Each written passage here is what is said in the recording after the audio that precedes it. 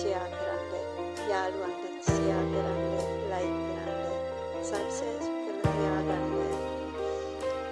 ගොඩක් රසවත් කෑම, නිරෝගීව ඉන්න කෑම අපේ වීඩියෝ එකේ යාළුවන්ට පුළුවන් හැම වෙලාවකම දෙනවා. අද මම යාළුවන්ට අරන් ආවේ පොලොස් ඇඹුල විතරක් නේ අපි ගොඩක් වෙලාවට හදන්න උත්සාහ කරන්නේ. පොලොස් ඇඹුල විතරක් නෙවෙයි. පොලොස් කියන්නේ තාමත් ගුණදායක ආහාරයක්. ඕනම කෙනෙකුට කන්න ප්‍රිය ඒ වගේ හොඳ ඒ වගේ ගුණදායක ආහාරයක්. පොලොස් ගෙඩිය ආකාර විදිහට අපි හරියට විදිහට හදාගන්න.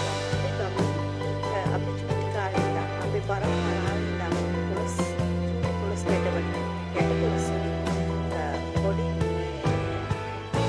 කාලේ ඉඳන් විවිධ ආකාර විදිහට ව්‍යායාම සකස් කරගන්න පොලොස් ඇඹුලට අමතරව පොලොස් ඇඹුලට අමතරව පොලොස් මැල්ලුම එතන අපි මේකට පොලොස් මැල්ලුම මේක කිසෙල් පොලේ බත්තොතන්න ඒ වගේ පොළොතේ බත්තොතන්න ළමයි වෙන්නේ අම්මලාට බත්තොතලා දෙන්න ඊට පස්සේ ළමයි හම්බ වෙන අම්මලා සතියක් විතර වාගේ පොලොස් මල් වගේ තියාගෙන ටික ටික කනවා. මොකද කිරි දරුවන්ට කිරි එරෙන්න තාමත් හොඳ ආහාරයක් තමයි පොලොස් මැල්ලුම. ඒ වගේ තියාගන්නත් පුළුවන්. මේක විවිධ ක්‍රම වලට මලවනවා. දැන් අද මම ඔයාලට ඉදිරිපත් කරන්නේ මේක හම්බලා ඉවර වෙලා සම්බෝලයක් වගේ කොහොමද මේ මැල්ලුම අපි හදාගන්නේ කියලා. ඔන්න පොලොස් ගෙඩිය කපා ගන්න ඉතාමත් වැදගත්. ඒ කියන්නේ පොලොස් ගෙඩිය කටු ටික වැටලා ඉඳලා ඒක ටිකක් පොඩි ලගදී තියෙන නිසා ඒක කම්මැලි වෙලා නැතුව යනවා. දැන් අන්නස් ගෙඩියක් වගේ කපනවා වගේ දෙපැත්ත කපලා ඉඳලා හරි ලේසි. පිටියේ පොල් තෙල් ටිකක් ගා ගන්න ඕනේ දෙපැත්තට. ඉතින් අnder කැපෙන පිළිය.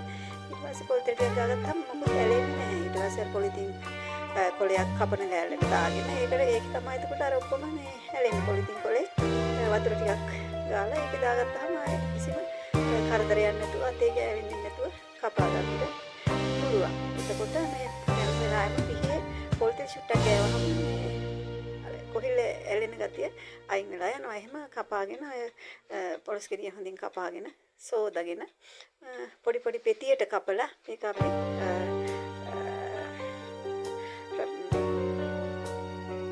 ගෑස් ලිපේ තම්බ ගත්තා මම ප්‍රෙෂර් කුකර් එකේ විසිල් 4ක් විතර වගේ යනකොට මේ ඇති මේ කියන්නේ මේ පොලොස් ගෙඩිය හොඳට තැම්බෙන පොලොස්. මේ පොලොස් ගෙඩිය කියන්න පුළුවන් තැම්බෙනවද නැද්ද කියලා.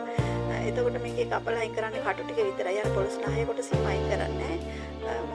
එතකොට විසිල් 4ක් ගියාම මේ ඕෆ් කරලා ඊට පස්සේ ලිපෙන් බාගෙන වතුර ටික පෙරලා අයින් කරලා ඔය වතුරත් ඉතාම ගුණදායකයි කියලා කියනවා. ඉතින් ඒවත් පාවිච්චියට ගන්න පුළුවන්. අපිට පානයක් විදියට ගන්නත් පුළුවන්. පොලොස් මිශ්‍ර කරලා ඉතාම හොඳ මේ ශක්තිය කරන ශක්තිය ගුණයක් තියෙන ඖෂධයක් විදියට තමයි යොදා ගන්න. රෝගීන්ට එහෙම.